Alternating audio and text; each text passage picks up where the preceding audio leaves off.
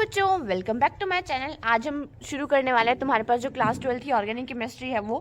हम आपके पास जो फिजिकल केमिस्ट्री है उसके अंदर इलेक्ट्रोकेमिस्ट्री पढ़ चुके हैं और अब हम ऑर्गेनिक केमिस्ट्री शुरू करने वाले हैं, जिसके अंदर आज हम आपके ऑर्गेनिक केमिस्ट्री का फर्स्ट चैप्टर जो कि है हेलो एल्केन एंड हेलोरीन वो शुरू करेंगे। तो अगर मैं बात करूँ तुम्हारे पास हेलो एल्केन और हेलोरीन को शुरू करने से पहले हमें ये पता होना चाहिए कि हेलो एल्कीन और हेलो अरीन इस टर्म का मतलब क्या होता है। अगर मैं बात करूँ जो तुम्हारे पास हेलो एल्केन के आगे जो हेलो है ये आया तुम्हारे पास हेलोजन फैमिली से।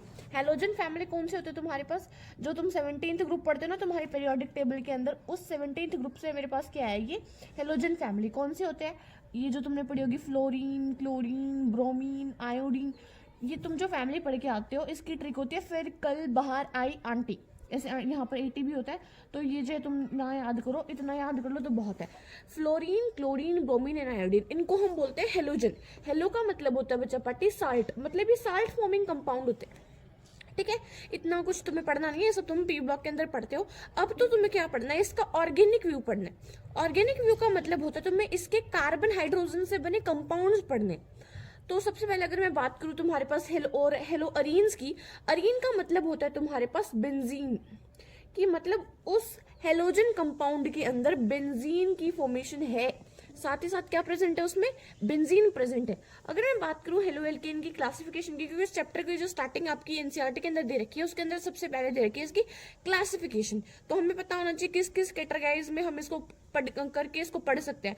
बिकॉज अगर तुम्हारे पास बहुत सारा बल्क सिलेबस होता है और उसको तुम कैटेगरी में डिवाइड कर दो तो उसको पढ़ना आसान होता है, इसलिए हम क्या करते हैं इसको अलग अलग पार्ट में पढ़ते हैं।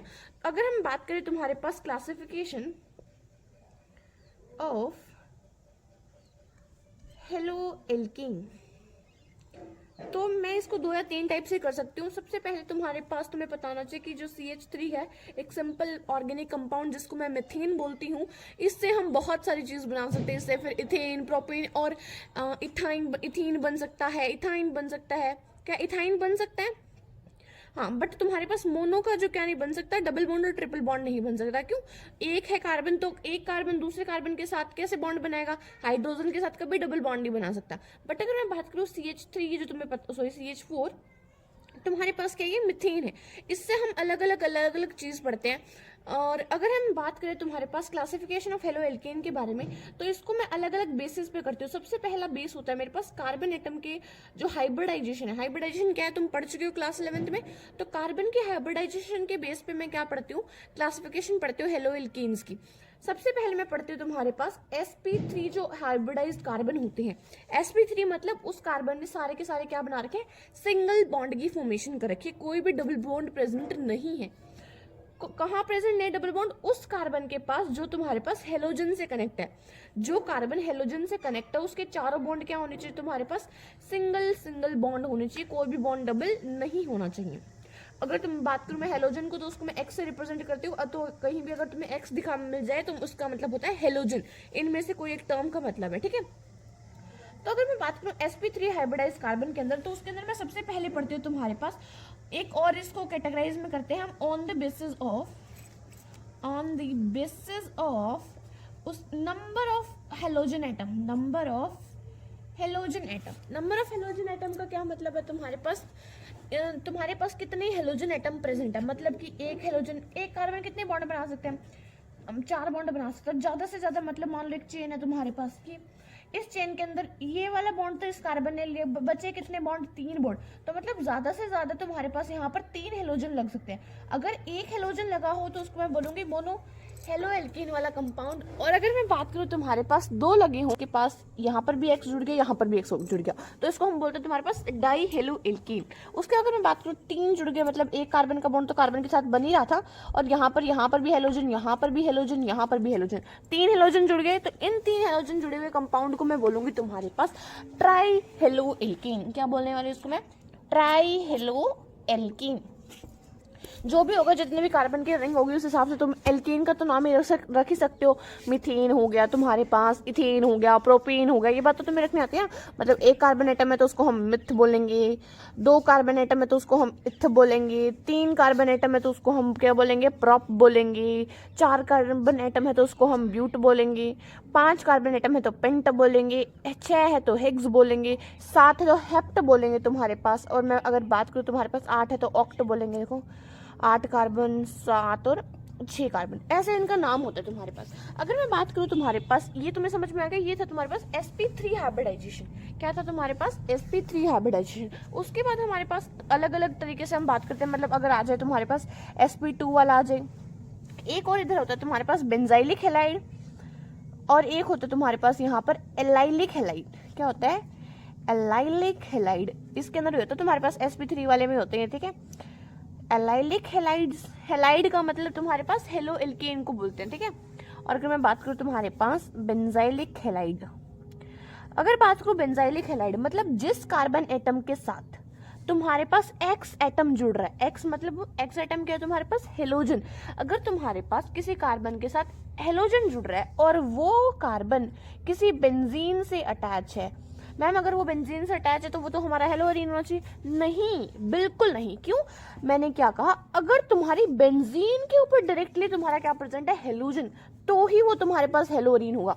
अभी हेलोजन कहाँ अटैच है? तुम्हारे कार्बन के पास प्रेजेंट है, ना कि तुम्हारे पास, तुम्हारे बेंजीन के पास नहीं है। इस बात को हमेशा याद रखना। अगर जो कार्बन जिसके साथ हेलोजन है वो किसी बेंजीन से अटैच हो ना, तो उसको हम बोलते हैं बेंजाइलिक हैलाइड, ना कि हेलोअरीन। अरीन नहीं बोलते उसको, हम क्या बोलेंगे? Benzylic halide. बिल्कुल याद रखने वाला पॉइंट है, हमेशा याद रखना। अब मैम एलाइलिक हैलाइड क्या होगा हमारे पास? एलाइलिक हैलाइड का मतलब होता है, मान लो तुम्हारे पास एक कार्बन है, जैसे तुमने क्या जोड़ दिया यहाँ पर? हेलोजन एटम जोड़ दिया। अब ये कार्बन एक ऐसे कार्बन से अटैच है जो कहीं ना कहीं डबल बॉन्ड बना रहा है, जो क्या कर रहा है? कहीं ना कहीं डबल बॉन्ड बना रहा है, तो इसको हम बोलते हैं तुम्हारे पास एलाइलिक हैलाइड। मतलब कार्बन जिसके साथ हेलोजन जुड़ा है उसका पड़ोसी वाला कार्बन क्या बना रहा है मेरे पास? Double bond. जिसके साथ हेलोजन जुड़ता है ना उसको हम बोलते हैं अल्फा कार्बन, और इसको उससे पड़ोसी वाले को बोलते हैं बीटा कार्बन, और ये बोलते हैं इसको गामा कार्बन। मतलब जब तुम्हारे पास जो बीटा कार्बन है वो क्या बना रहा हो? डबल बॉन्ड बना रहा हो, तो उसको हम बोलते हैं तुम्हारे पास एलाइलिक हैलाइड। फिर मैम इतना बात तो समझ में आ गई, यही थे जो तुम्हारे किसके अंदर आते हैं? sp3 के अंदर आते हैं। अब हम पढ़ते हैं sp2 वालों को कि sp2 के अंदर कौन कौन से आते हैं। sp2 के अंदर हमारे पास सबसे पहला आएगा तुम्हारे पास यही जो हम पढ़ते हैं, हेलोअरीन्स। हेलोअरीन्स का क्या मतलब है? तुम्हारे पास जो बेंजीन है उसके ऊपर तुम्हारे पास क्या प्रेजेंट है? X atom. एक्स एटम का मतलब हेलोजन। मैम यहाँ पर इसको sp2 हाइब्रिडाइज क्यों कहा जाता है? कार्बन का बेंजीन के अंदर हर कार्बन, 6 कार्बन प्रेजेंट होता है, हर कार्बन sp2 हाइब्रिडाइज होता है। इतनी बात तुम्हें पता है कि हर कार्बन क्या होगा तुम्हारे पास? sp2 हाइब्रिडाइज होगा। क्यों? ये भी डबल बॉन्ड में, ये यहाँ पर ये भी डबल बॉन्ड में, ये भी डबल बॉन्ड में, कोई ना कोई कार्बन कहीं ना कहीं से क्या बना रहा है तुम्हारे पास?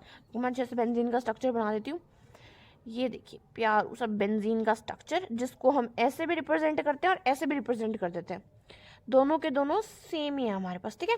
तो अगर मैं बात करूं यहाँ पर हर कार्बन क्या है तुम्हारे पास? कहीं ना कहीं डबल बॉन्ड से अटैच है। और अगर मैं बात करूं तुम्हारे पास जो डबल बॉन्ड से अटैच होगा वो क्या होगा हमारे पास? sp2। मतलब कहीं ना कहीं अगर उसने 2 बॉन्ड बना लिए तो मैं क्या कहूंगी? मतलब डबल बॉन्ड बना लिए तो उसको sp2 हाइब्रिडाइज कहूंगी, ना कि sp3 हाइब्रिडाइज। अब मेरा जो कार्बन जहाँ पर sp2 हाइब्रिडाइज है इसके साथ हेलोजन जुड़ा है, तो उसको मैं इस कैटेगरी के अंदर प्लेस कर सकती हूँ, नहीं कर सकती? कर सकती हूँ।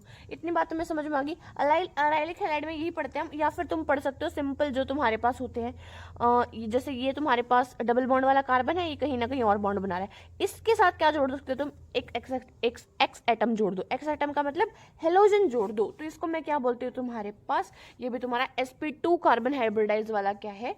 आपका हेलो एल्कीन है। तो आज हमने सारी की सारी क्लासिफिकेशन पढ़ ली। कल की वीडियो के अंदर हम क्या पढ़ने वाले हैं? जो जर्नल नोमेनक्लेचर है वो पढ़ने वाले हैं, क्योंकि आप जो मेन नोमेनक्लेचर है वो 11th क्लास में पढ़ चुके होते हो। अब तुम्हें सिर्फ ये पढ़ना होता है कि उसको यूज हमें कहाँ कहाँ करना है।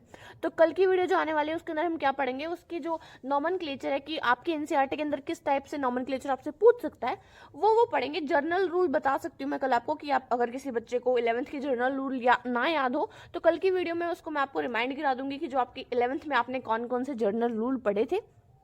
बाकी कल का नॉमेनक्लेचर पूरा करेंगे हम, और साथ ही साथ एक एक दिन के साथ हम एक एक टॉपिक जो तुम्हारे एनसीईआरटी का है वो कवर करेंगे। तो आज के लिए इतना ही, मिलते हैं आपसे नेक्स्ट वीडियो के अंदर, तब तक के लिए बाय बाय। और अगर आपको मेरी वीडियो पसंद आई तो उसको लाइक करना मत भूलिए, और अगर आप मेरे चैनल पर नए हैं तो उसको सब्सक्राइब करना बिल्कुल मत भूलिए। Thank you and bye bye.